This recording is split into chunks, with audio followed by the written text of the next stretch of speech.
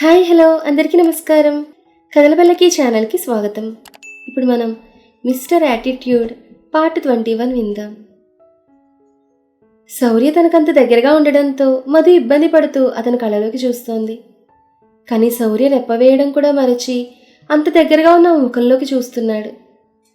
ఇద్దరూ ఒకరినొకరు చూసుకుంటూ ఉండగానే లిఫ్ట్ ఆగడం, జనాలు దిగడం జరిగిపోతున్నాయి. చివరిగా వారి ఫ్లోర్ మాత్రమే రావడంతో కాస్త వెనక్కి చూసిన మధు, మనం దిగాల్సిన ఫ్లోర్ వచ్చింది అంది చిన్నగా. ఆ మాటకి ఆమె మైకంలో కొట్టుకుపోతున్న శౌర్య అంటూ ఆమెకు దూరంగా జరిగి డ్రెస్ సరిచేసుకుని లిఫ్ట్ నుంచి బయటకు నడిచాడు. అతని వెనకే చీర సర్దుకుని మధు బయటకు వస్తుంటే ఆమెపై పూలవాన పడింది. దాని వెనకే వెల్కమ్ మై డియర్ మధు అంటూ ముందుకొచ్చి ఆమెకొక హగ్ ఇచ్చాడు విక్రమ్. అదంతా ఎక్స్పెక్ట్ చేయని మధు విక్రమ్ వైపు బిత్తరచూపులు చూస్తుంటే శౌర్య కోపంగా విక్రమ్ కాలర్ పట్టుకుని వెనక్కలాగాడు. కానీ విక్కీ మాత్రం మధును వదలకుండా, ఏమైంది బేబీ, ఈ సర్ప్రైజ్ నీకు నచ్చలేదా అని అడుగుతున్నాడు, ఆమె చెంపలపై పడుతున్న వెంట్రుకలను వెనక్కి తీస్తూ. విక్కీ స్పర్శ కూడా తనకి ఇష్టం లేదన్నట్టుగా మొహం పెట్టుకుని ఇబ్బందిగా ఫీల్ అవుతోంది మధు. మధుతో విక్రమ్ ప్రవర్తనకి విసిగిపోయిన Shourya, Vikram what are you doing అని కాస్త గట్టిగానే అరిచాడు. ఏమైంది బ్రో, నా ఫియాన్సీకి సర్ప్రైజ్ ఇచ్చాను అన్నాడు చాలా క్యాజువల్గా. ఆ మాట విన్న శౌర్య, వాట్, మధు నీకు ఫియాన్సీ ఏంటి అన్నాడు అసహనంగా. ఎస్ బ్రో, తను నీకు చెప్పలేదా, వీఆర్ ఎంగేజ్డ్ అన్నాడు మధు చేతిని ఎత్తిపట్టి ఆమె వేలికి తను పెట్టిన రింగ్ చూపుతూ. ఆ రింగ్ చూసిన శౌర్య మునిపెన్నడు దాన్ని మధు చేతికి చూసి ఎరగనని, అది ఇప్పుడే మధు చేతికి వచ్చిందంటే విక్రమ్ చెప్పింది నిజమేనా అనుకుంటూ ఉండగా మధు నడుం చుట్టూ చేతిని వేసి తన దగ్గరకు లాక్కుని, నిన్ననే బ్రో మన నిశ్చితార్థమైంది, ఇక పెళ్ళే ఆలస్యం అన్నాడు కన్ను కొడుతూ మధు వైపు చూస్తూ. విక్కీ చేస్తున్న పనులకు మధుకెందుకో చాలా అన్కంఫర్టబుల్గా ఉండడంతో అసహనంగా అటు ఇటు కదులుతోంది. తను చెప్పింది విన్న శౌర్య ఆశ్చర్యంగా ముఖం పెట్టుకోవడం చూసిన విక్కీ, అరే మధు, మన విషయం నువ్వు మీ బాస్కి చెప్పలేదా అని అడిగాడు మధు వైపుకి తిరిగి చూస్తూ. కానీ మధు ఏం సమాధానం ఇవ్వకపోవడంతో, అవునులే, అది మన పర్సనల్ విషయాలు అతనికి చెప్పాల్సిన నెసెసిటీ లేదన్నాడు కావాలనే శౌర్య వైపు చూస్తూ. ఆ మాటకి శౌర్య మధు వైపు చూశాడు. నిజంగా నీ పర్సనల్ విషయాలు నాతో షేర్ చేసుకునే అవసరం లేదనుకున్నావా అన్నట్టుగా. కానీ మధు మాత్రం సమాధానం ఏం ఇవ్వకుండా మౌనంగా నిలబడి ఉండిపోయింది. విక్కీ అంతటితో ఆగకుండా మధు ఒంటిపై ఉన్న చీర వైపు తన వైపు చూస్తూ, వావ్, నువ్వు ఇంకా ఈ చీరలోనే ఉన్నావా, నిజంగా నీకు ఈ చీర అంతలా నచ్చిందా, థ్యాంక్ యూ డియర్, నా గిఫ్ట్ నీకు నచ్చుతుంది అనుకోలేదన్నాడు. ఆ మాటకి శౌర్య మధు వైపు చురుగ్గా చూశాడు. అసలు శౌర్య తన వైపు ఎందుకలా చూస్తున్నాడో మధుకి ఏమాత్రం అర్థం కావడం లేదు. ఇంకా తనకి విక్కీతో ఎంగేజ్మెంట్ అయితే శౌర్యకొచ్చిన నష్టమేంటో కూడా తనకు అర్థం కావడం లేదు. అందుకే తను కాల్చేసేలా చూస్తున్న శౌర్య వైపు రెప్పవేయడం మానేసి మరీ చూస్తోంది మధు.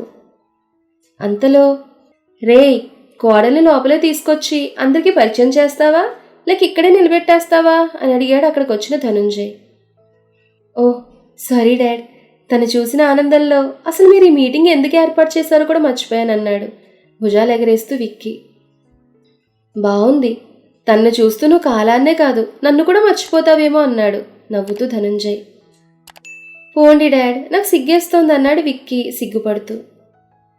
విక్కీ అలా సిగ్గుపడ్డం చూసిన మధుకి విసుగొస్తోంది. అందుకే విసుగ్గా ముఖం పెట్టుకుని నిలబడింది. ఆ దరిద్రమంతా చూడలేకపోతున్న శౌర్య, మీరు మీటింగ్ అని పిలిచింది దీనికోసమా అని అడిగాడు సూటిగా ధనుంజయ్ని. అంటే మధుకి సర్ప్రైజ్ ఇద్దామని విక్కీ అంటేను అని నసుగుతున్న ధనుంజయ్ వైపు కోపంగా చూస్తూ, నాకు ఆఫీస్లో అర్జెంట్ వర్క్ ఉంది, మళ్ళీ కలుద్దామని చెప్పి అక్కడి నుంచి ముందుకు కదులుతుంటే, హరే ఎక్కడికి వెళ్తారు శౌర్య, లంచ్ చేసి వెళ్ళండి అన్నాడు ధనుంజయ్. డాడ్, తనకు ఆల్రెడీ కడుపు నిండిపోయి ఉంటుంది అన్నాడు విక్కీ. ఆ మాటకి విక్కీ వైపు చురుగ్గా చూశాడు శౌర్య. అదే డాడ్, తన కింద పనిచేసే ఒక ఎంప్లాయ్ ఇంత పెద్ద బిజినెస్ మ్యాగ్నెట్ కోడలవుతుందంటే ఏ బాస్కైనా హ్యాపీగా ఉంటుంది కదా, దానితో కడుపు నిండిన ఫీల్ కూడా వస్తుంది కదా అన్నాడు కావాలని. అవును, నువ్వు చెప్పింది నిజమే అంటూ శౌర్య చేయి పట్టుకుని, థ్యాంక్ యూ మిస్టర్ శౌర్య. మీరు ఆ రోజు మీతో మీటింగ్కి మధుని తీసుకురావడం వల్లే తను మా అబ్బాయికి నచ్చడం, పెళ్లి మాటలు మాట్లాడుకోవడం, ఎంగేజ్మెంట్ అన్నీ చకచకా జరిగిపోయాయి. అసలు పెళ్ళే వద్దనుకున్న నా కొడుకు పెళ్ళంటూ చేసుకుంటే మధునే చేసుకుంటా అన్న రీతిలో మారిపోయాడు. రియల్లీ థ్యాంక్స్ అన్నాడు ధనుంజయ్. ఆ మాటకి ఇట్స్ ఓకే అంటూ ధనుంజయ్ చేయి వదిలించుకుని విసుగ్గా అక్కడి నుంచి వెళ్ళిపోయాడు శౌర్య. వెళ్తున్న శౌర్యను ఉద్దేశించి, ఈ రోజుకి మీ ఎంప్లాయీకి లీవ్ ఇచ్చేయండి శౌర్య సార్ అని గట్టిగా అరిచి చెప్పాడు విక్కీ. కానీ ఆ మాటలు పట్టించుకునే స్థితిలో లేడు శౌర్య. విక్కీ అలా అరుస్తూ చెప్తోంటే అతని వైపు అసహనంగా చూస్తూ నుంచుంది మధు. తనున్న స్టేట్ ఆఫ్ మైండ్లో లిఫ్ట్ యూజ్ చేయాలని కూడా మర్చిపోయి స్టెప్స్ దిక్కి కిందకొచ్చేశాడు శౌర్య. కింద సెల్లార్లో ఉన్న తన కారులోకి ఎక్కి కూర్చుని పద అన్నాడు డ్రైవర్తో. ఇద్దరు వెళ్ళి ఒక్కరే తిరిగి రావడంతో మధు మేడం ఇంకా రాలేదు సార్ అన్నాడు డ్రైవర్ వెనక్కి చూస్తూ. తనకి రాదు, నువ్వెళ్ళు అని చెప్తూ వెనక్కి వాలి సీట్పై తలాంచి కళ్ళు మూసుకున్నాడు శౌర్య. అక్కడ పార్టీలో శౌర్య వెళ్ళిపోయాక విక్కీ మధుని తీసుకుని లోపలికి వెళ్ళి అక్కడున్న గెస్ట్లకి, బిజినెస్ పార్ట్నర్స్కి అందరికీ మధుని పరిచయం చేశాడు. పరిచయాలు విష్ చేయడాలు పూర్తయ్యాక అందరూ లంచ్ చేసి ఎక్కడ వారు అక్కడికి వెళ్ళిపోయారు. నేను కూడా వెళ్తాన్న మధు చేయి పట్టుకుని ఎక్కడికి వెళ్ళేది అని అడిగాడు విక్రమ్. అది ఆఫీస్ అని చెప్పింది మధు. ఈరోజు నీకు ఆఫీస్ సెలవు సరేనా, నువ్వు ఇక్కడే ఉండు, ఇంకా సేపట్లో మామ వస్తుంది, తను నిన్ను ఎక్కడికో తీసుకువెళ్ళాలంట అని చెప్పాడు విక్రమ్. విక్కీ మాటకి ఎదురు చెప్పడం ఇష్టం లేక సరే అని విక్కీ మదర్ కోసం ఎదురు చూస్తూ కూర్చుంది మధు. వచ్చిన గెస్టులతో మాట్లాడుతూనే మధును ఓరకంటగా చూస్తున్నాడు విక్కీ. ఏంట్రా నా కోడల్ని అలా తినేసేలా చూస్తున్నావు, చెప్పు, మీ మామగారికి చెప్పి పెళ్లికి ముందే శోభన ఏర్పాట్లు చేయించేదా అని అడిగాడు ధనంజయ్. ఆ మాటకి ఓ డాడ్ అన్నాడు నవ్వుతూ విక్కీ.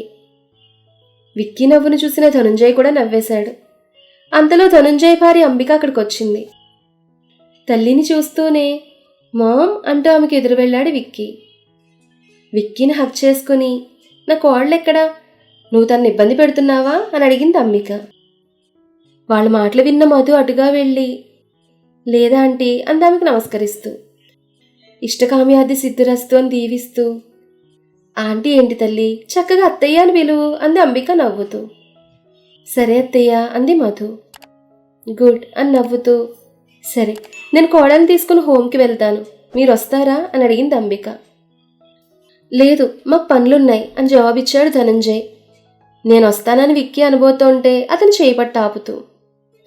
అది చూసినా కూడా చూడనట్టుగా ఊరుకుని సరే అయితే మేము వెళ్తాం అంటూ పద తల్లి అని మధుని తీసుకుని అక్కడి నుంచి బయటకు నడిచింది అంబిక. మధు కనీసం వెనక్కి తిరిగి చూడనైనా చూడకుండా వెళ్ళిపోయింది.